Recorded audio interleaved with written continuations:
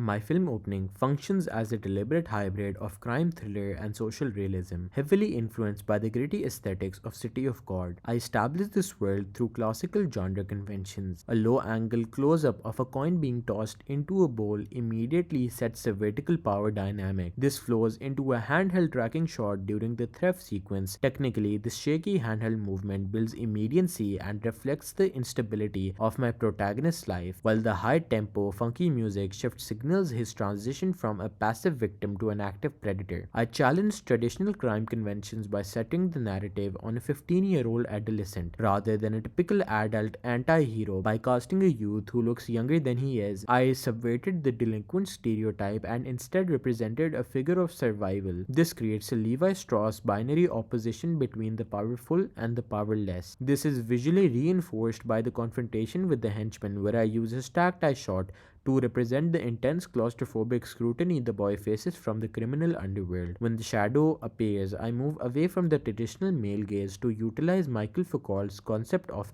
panopticism. The silhouette represents a constant institutional surveillance that watches and recruits the vulnerable. This leads to the snap motif. The snap embodies Antonio Gramsci's concept of hegemony, power that isn't just physical but ideological. When the boss snaps, the boy listens. It's a symbolical representation of how dominant social groups maintain control over the lower class through discipline and the promise of belonging. Representatively, the film explores social inequality through a Marxist lens. The montage of dirty work highlights how the proletariat is often exploited to serve a capitalist coded criminal hierarchy. However, the narrative ends in triumph. By dressing up and stepping into the kidnapped boss's shoes, the protagonist achieves a radical shift in class mobility. He isn't just a victim of his environment, he is a successor who has seized power. Ultimately, my product uses crime tropes to be accessible but challenges them by turning a nobody into a leader, commenting on the resilience and agency of marginalized youth.